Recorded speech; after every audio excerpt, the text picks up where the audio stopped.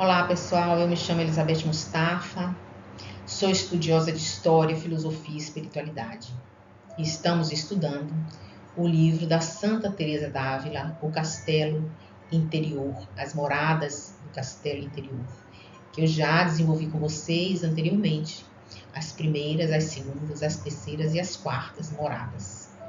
Estou sempre buscando compreender o que é mais profundo da espiritualidade em todas as religiões. Nesse canal você vai ouvir falar do budismo, do confucionismo, também do evangelismo de Lutero, de Calvino, de outros caminhos que Deus nos disponibiliza para a compreensão de suas leis. E aqui, neste vídeo, eu vou trazer um pouco do olhar da espiritualidade trazida por Allan Kardec, para que a gente possa fazer também esta miscelânea que nos mostra claramente que as leis de Deus são amplas e estão em todos os locais. E Deus nos revela na nossa caminhada, Deus nos revela a ciência, a arte e também nos traz revelações constantes de espiritualidade na medida que encaminhamos e amadurecemos enquanto seres espirituais. Portanto, é com muita cerimônia, muita alegria que eu adentro esse castelo com vocês, trazendo também esse olhar espírita das revelações de Kardec. Vamos pedir a Jesus que nos acompanhe, que nos dê a oportunidade de crescer e de aprender mais com ele, com este estudo. Vamos então nos lembrar das quartas moradas, retomando um pouco o último vídeo de estudo que fizemos. Nas quartas moradas, nós abordamos que elas são uma transição para as quintas moradas, uma transição entre a vida cética e a vida mística. Quando na vida mística existe uma exaltação espiritual diferente, que nem todas as pessoas conseguem alcançar, e que essa exaltação é uma doação de Deus, que Ele dá àqueles que Ele entende estarem prontos para receber. E a própria Santa Teresa nos fala sobre este cuidado que Deus tem em dar apenas àqueles que Ele escolhe receber. Essa exaltação espiritual, um estado emocional em que a alma dilata, que ela traz nesta quarta morada, essa referência, dilatai meu coração, Senhor. Então ela vê que neste momento de quartas moradas existe uma transição do pensamento concreto linear, do pensamento voltado ao racionalismo para um momento espiritual maior. É um passo para esse grau espiritual, esse despertar espiritual, um momento em que ela tem uma êxtase, um momento em que ela percebe que algo para além da matéria se conecta com ela. Então ela diz que nas quartas moradas já recebe essa luz intensa que vem já abrindo o caminhar ao encontro da sala do trono, que é onde está Deus, que vai ser este encontro realizado plenamente na sétima morada. Mas que nas quartas moradas existe essa transição, essa passagem. E aqui nas quintas moradas, nós vamos perceber que este ampliar no olhar espiritual se estende mais e mais, se dilata mais. Mas vamos fazer um pouco uma leitura histórica, uma leitura do que ela traz também na sua biografia, para que a gente possa compreender melhor os passos que a irmã dá nessas quintas moradas. Nós vamos ver aqui a Santa Teresa nessa imagem bonita dela, olhando para a luz com a sua pena, como a buscar a inspiração de Deus, de Jesus, não é? Lembrando que Santa Teresa vive no século XVI na Espanha, em Dávila, local onde a Inquisição era muito forte, e as suas visões, a sua exaltação espiritual que ela adquire nessa quinta morada, ela fica um pouco perturbada e deixa essa fala clara no seu texto, nesse livro, falando quanto que às vezes ela não consegue explicar para aquelas que não experimentaram essa fase da vida, essa inspiração que ela tem, essa abertura da alma, essa clarividência. não é? E ela pede inspiração a Deus.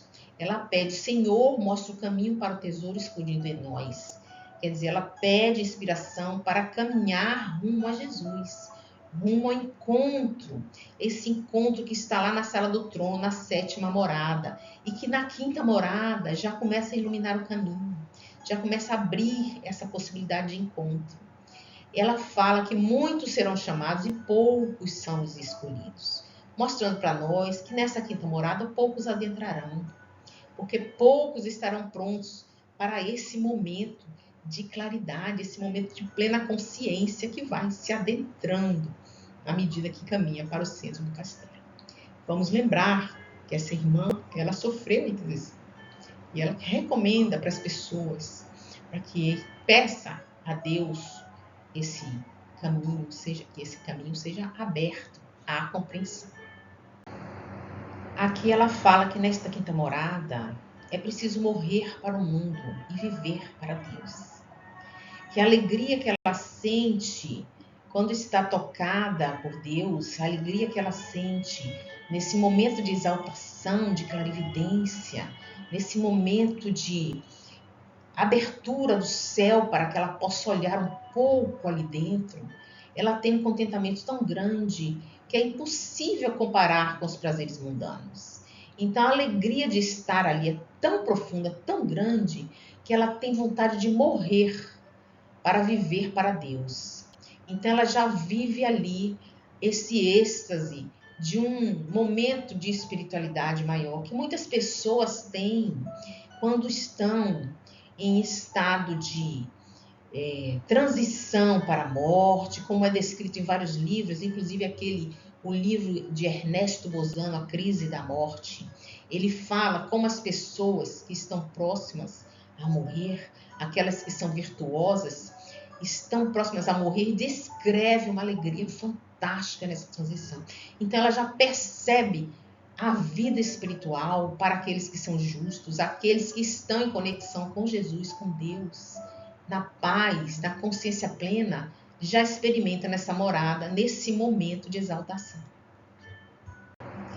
Em determinado momento do livro, a irmã, em sua busca de compreender o que ela está passando, ela sugere que peçam ajuda aos letrados, porque eles são inspirados por Deus.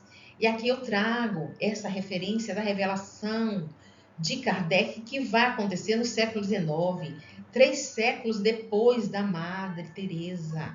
Buscar saber sobre esses assuntos de clarividência, de dupla vista, de exaltação espiritual, que Kardec, na sua revelação divina, nessa revelação que vem de Deus, mostrar aos homens do século XIX, que já estão ali prontos para receber esses ensinamentos, que os fenômenos que a irmã está ali experimentando são fenômenos da natureza humana, do espírito que está em evolução, e que em determinado momento, quando estivermos prontos, todos nós poderemos experimentar.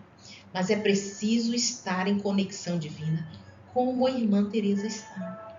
E eu trago aqui essa sugestão para que a gente possa aprofundar esses conhecimentos para além do Evangelho, porque o Evangelho é uma revelação das palavras de Jesus, buscando aqui a sua essência moral, ética, para o nosso dia a dia, o nosso cotidiano individual e coletivo.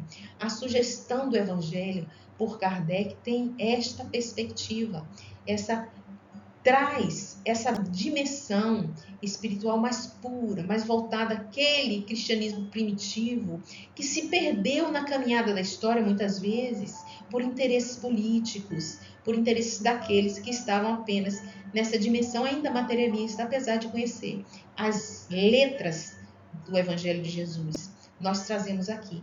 E eu sugiro também que vejam toda a obra de Kardec, porque vai explicar a clarividência, que ele chama de dupla vista, que vai explicar também todos esses fenômenos que trazem essa mudança espiritual na vida das pessoas e que agora a Madre não sabe explicar, porque ainda não foi revelada ao seu tempo.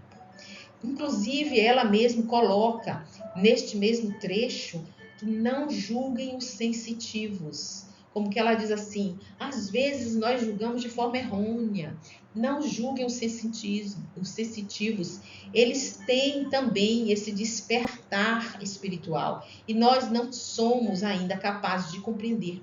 Porque Deus, na sua sabedoria infinita, é muito maior do que a nossa compreensão. Como a dizer, o relativo não compreende o absoluto. E ela sugere que não coloquem tropeços, não coloquem limites nas obras de Deus, porque as obras de Deus são ilimitadas e a nossa mente ainda pequena para compreender. Fica aqui essa dica para que possa também estudar o que é a dupla vista, que em momentos posteriores eu mesmo poderei trazer para vocês.